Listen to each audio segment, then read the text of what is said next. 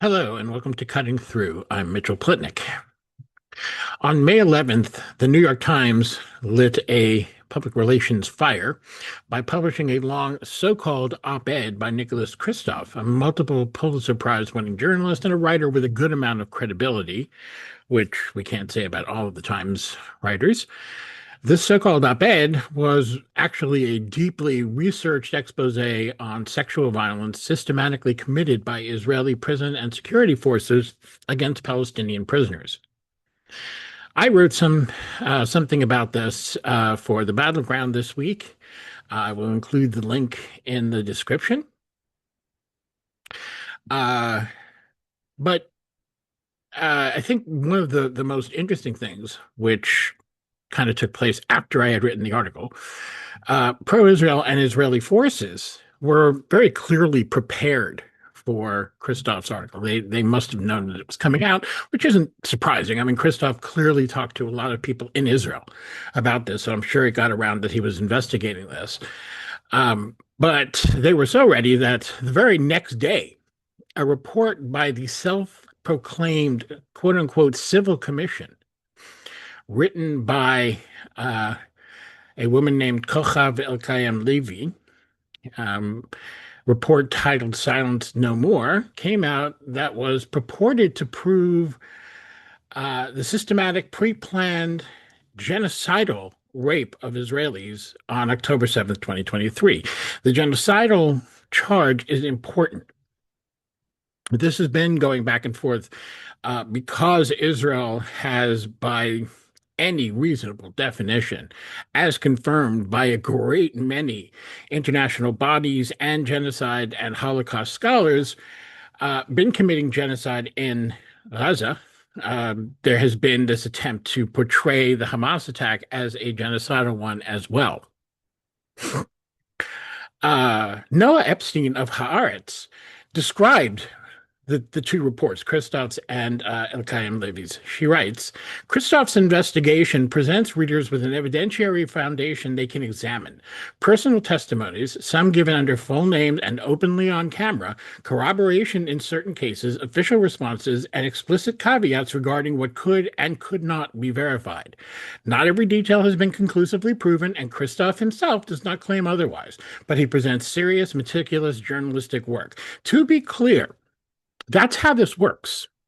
This is not a court of law where everything has to be proven. In fact, the point of journalism, of good journalism, is that you do an investigation, you get evidence, you corroborate what you're saying, but you don't have to necessarily meet the standards of a court. The idea is to expose a story that, if there's crimes committed, would eventually lead to investigations by much better equipped government offices that would lead to a criminal trial. That's how it's supposed to work. So the many attacks on Kristof saying, well, this isn't, proven, blah, blah, blah. You will be hard pressed to find a story on sexual assault of any kind, not having to do necessarily even with sexual assault as a war crime, but just as a crime. You'll be hard pressed to find one that has better documentation than what you see in Kristof's piece here. We all know how difficult it is to prove sexual assault, and that's one of the reasons that the whole push to promote the slogan "Believe Women" became so important, because it's so difficult to prove to legal standards the idea that women lie about being raped or sexually assaulted or harassed in other ways gained a lot of traction. And I think, we've all come to realize that just because you can't prove it to, beyond beyond the reasonable doubt standard of a court of law, does not mean it didn't happen, and does not mean that we shouldn't be looking at the accusation with a critical eye. It's not to say that there's never a false accusation. We know there have been cases where that was true, and certainly when politics is involved, it is something you need to look at. But you will not be able to find better documentation better corroboration than what you get in Kristof's piece. It is absolutely superbly investigated, um, superbly documented. There's really no question about that. So Epstein then continues by writing the Civil Commission report, which is the one by Elkayam-Levy. Um, the Civil Commission report, published the day after the New York Times investigation, describes horrific sexual crimes committed on October 7th and while Israeli hostages were held in Gaza. It concludes that sexual violence was systematic and integral to Hamas's assault. There is no reason, she writes, to trivialize these claims, but if we are interested in seriously discussing the matter, it must be said that the material available to the reader is limited. The report describes hundreds of testimonies, thousands of videos and photographs, and recurring patterns, but it does not lay out the raw materials, the chain of corroboration, or the connection between each case and the broader conclusion to the same extent that the New York Times piece does. Now, let's be really clear about this. The issue of October 7th is, it's a very heavy one. Obviously, there were clearly war crimes committed that day and crimes against humanity. That's beyond a doubt.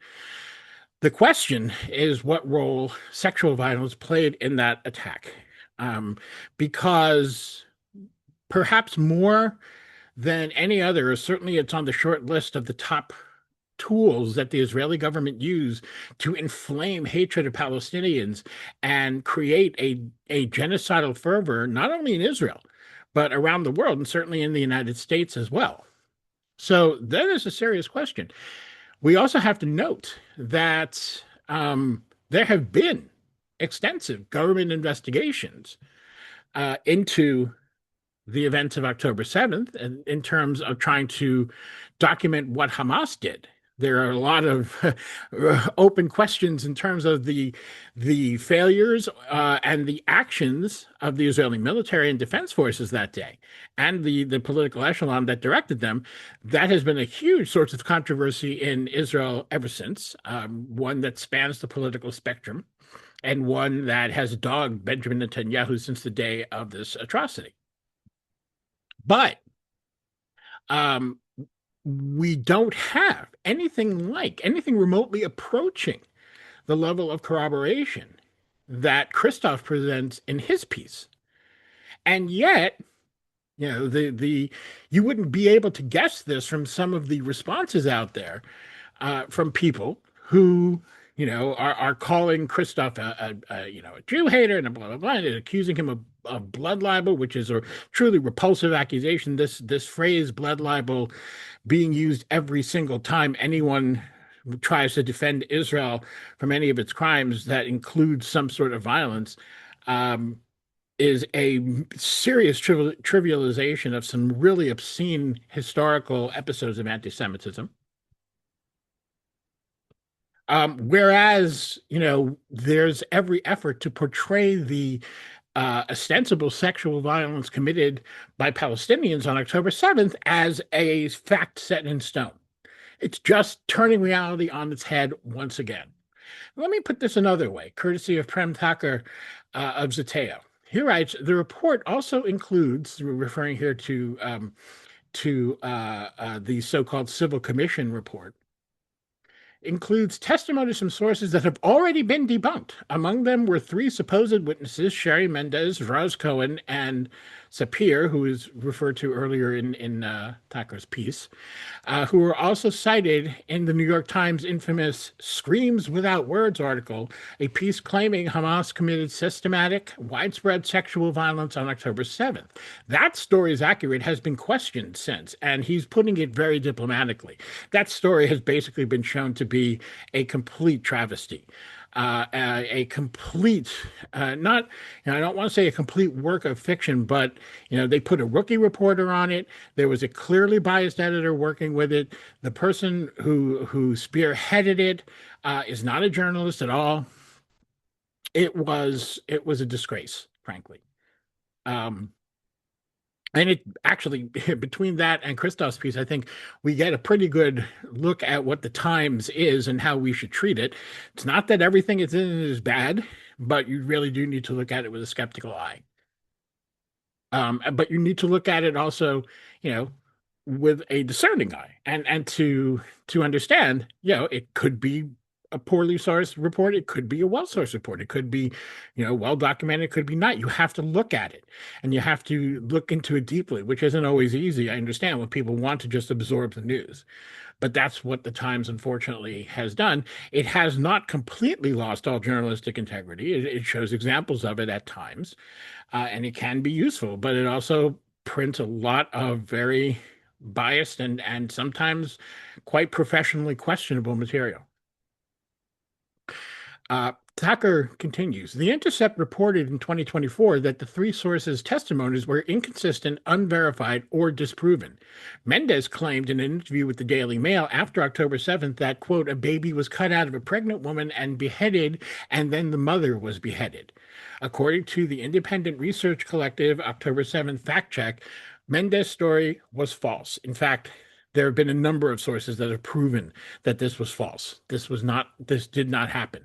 It is pretty much universally understood by anybody following the issue on all sides, whoever they support, Palestinians or Israelis or, you know, wherever they fall within that spectrum. That has been shown to be a false story. In another interview with Jewish Insider, this is Thacker again. In another interview with Jewish Insider, she claimed without evidence to have seen broken pelvises among grandmothers down to small children. The report also cited testimony from Rami Davidian, another source who has been discredited by Israeli media. Okay, this is all stuff that has gone on over the last 2.5 years, and it has led some people to say that everything about October 7th is made up unless proven otherwise, which I think is unreasonable. There's certainly a lot of very real crimes that are very clearly and well documented, including by Hamas and other groups themselves who filmed it while they were doing it and uploaded it to their Telegram or other social media sites. So this is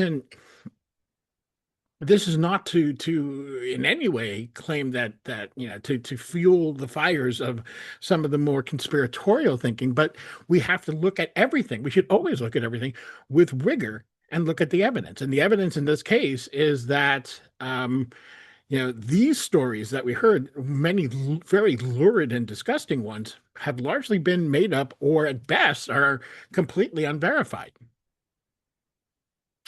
So suffice it to say that Elkayam-Levy is a known grifter. Ynet wrote Yediot Achronot in the Israeli daily, this center-right daily.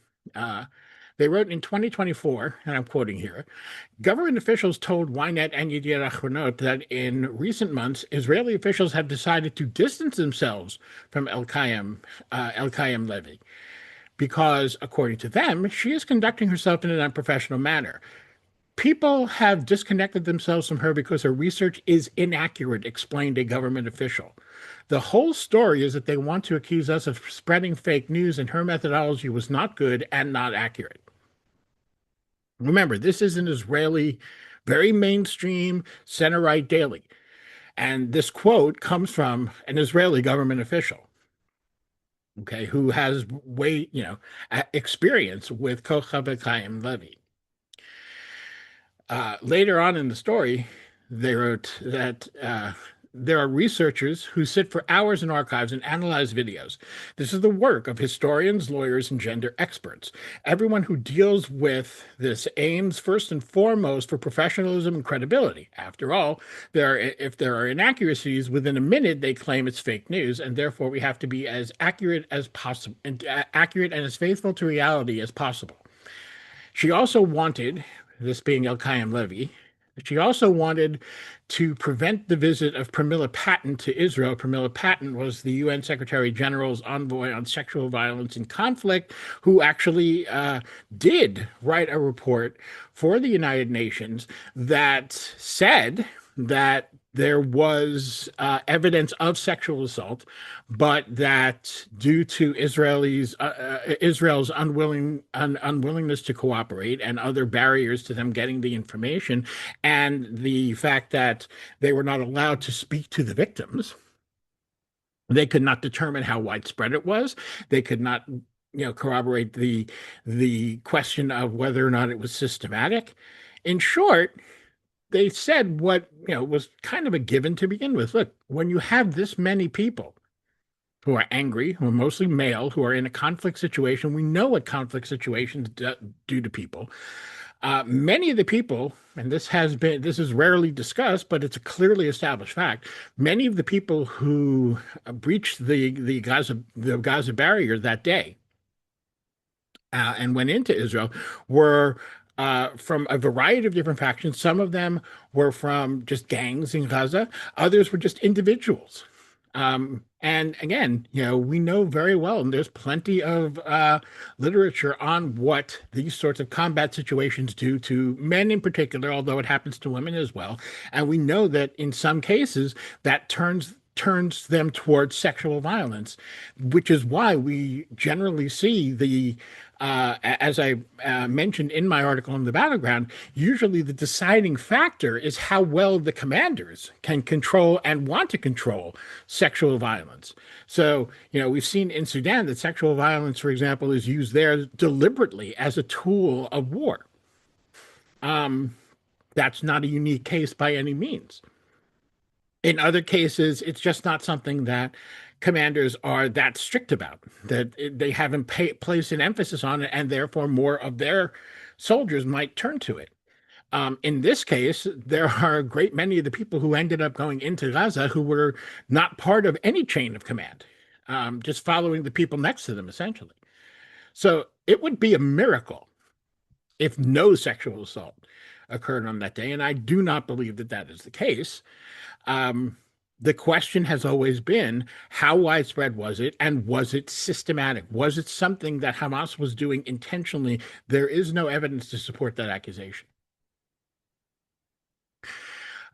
Despite a lot of claims that Elkayam-Levy has made about recruiting a lot of lawyers and other professionals, always emphasizing that most of those people are women, Israeli officials have explained that behind the so-called civil commission, Kochav Elkayam-Levy stands alone. That's her. She has solicited a lot of money, so she needs to produce some sort of report.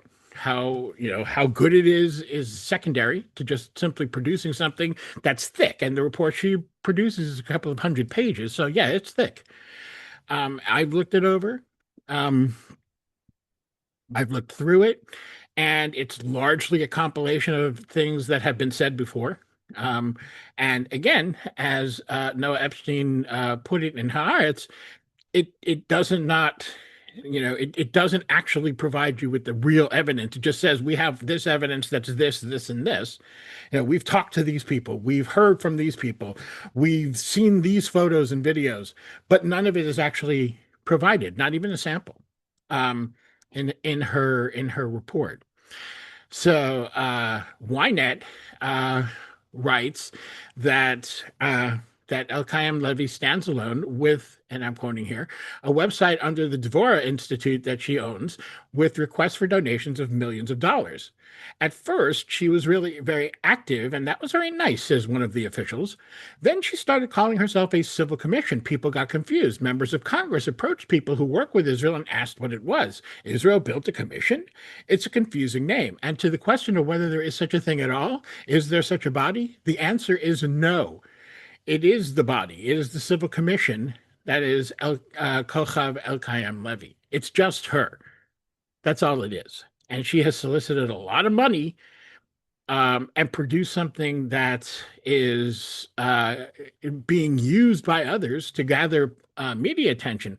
But as a body of evidence, it's practically useless. Channel 13 in Israel has also questioned Elkayam-Levy's credibility. Raviv Drucker of Channel 13 and I'm quoting him here, says, they mention her starting a civil commission to raise awareness. It bears mentioning that the name civil commission is very bombastic. The commission is her, and she is the commission. The Drucker also cited the head of the Israel Prize Committee as saying that Elkayam-Levy had been given the award because she authored the so-called horrors report on the mass rapes. But then we realize, he says, that there is no horrors report. There is simply no such report. It hasn't been written, not by her and not by anyone. He was speaking, of course, before this report came out this week. There is this letter she sent 2 weeks after the catastrophe, after the slaughter of 7 October. But it was just a collection of newspaper headlines, a letter only a few pages long. There is no such report, he added. This woman is a grifter. She's simply a scammer. Now, I want to be really clear here. All of this does not mean that everything about October 7th was made up. Look, the ICC issued warrants for the arrest of 3 Hamas leaders, as we know, when they issued the warrants for Benjamin Netanyahu and Yoav Gallant. The 3 Palestinian leaders have all been killed by Israel in targeted assassination since then. But among the charges against those leaders were rape and other acts of sexual violence as crimes against humanity, contrary to Article 71G, and also as war crimes pursuant to Article 82E6 in the context of captivity. So the ICC does not it does not level charges in a trivial manner. They are extremely deliberate. They are frustratingly deliberate. They take forever. Investigating to make sure they have at least a prima facie case to make about a given charge.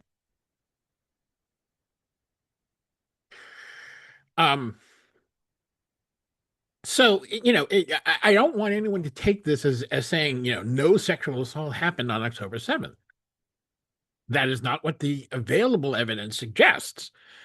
However, the available evidence does suggest that there's no basis to the claim that it was planned, that it was authorized by the leadership, that it was systematic, or that it was nearly as widespread as Israel would have us believe. But, and to be clear, there's no equivalence here. Noah Epstein, again, in Haaretz, wrote, there is no reason to trivialize these claims, referring to the claims of violence on October 7th. But if we are seriously interested in discussing the matter, it must be said that the material available to the reader is limited. The report describes hundreds of testimonies, thousands of videos and photographs, and recurring patterns, but it does not lay out the raw materials, the chain of corroboration, or the connection between each case and the broader conclusion to the same extent that the New York Times piece does, and she's being kind.